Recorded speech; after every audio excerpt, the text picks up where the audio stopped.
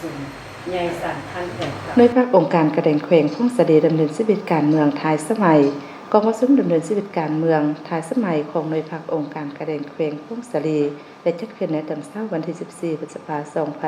2565ที่ห้องประชุมองค์การดังกล่าวโดยการเป็นประธานของสหายนางบัวไข่แก้ววิภากรเลขาหน่วยภาคหัวหน้าองค์การกระแดงแขวงเข้าร่วมมีคณะหน่วยภาคคณะจัดตั้งแขวงคณะตรวจการภาคตัดแขวงตลอดหอดสมาชิกพรรคหน่วยภาคดังกล่าวเข้าร่วมในกองประชุมทานนางบัวไข่แก้ววิภากรเลขาหน่วยภาคหัวหน้าองค์การกระแดงแขวงได้กล่าวเปิดกองประชุมอย่างเป็นทางการและสหายคำพัดสีเจน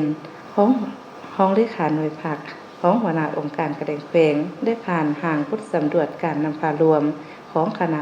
ภาคองค์การกระแดงแขวงพงศเดชสมัยที่5ระยะ5ปี2011-2025ผ่านมาจากนั้นคณะภาคสมาชิกพรรคแต่ละสหายได้ผ่านไปสำรวจของบุคคลในการชี้นำพาจัดตั้งปฏิบัติเวียกงานในระยะสมัยที่5ผ่านมาพร้อมทั้งผลัดเปลี่ยนการประกอบความคิดความเห็นต่อการนำพารวมของคณะพรรคและตำหนิส่งข่าวต่อบุคคล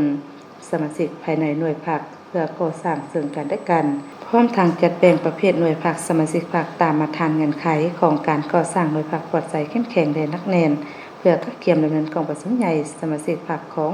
หน่วยพรรคองค์การกระแดงแขวงพงศเดชครั้งที่6ว่าเป็นปกติเนาะอันนี้ผู้ดาวแท้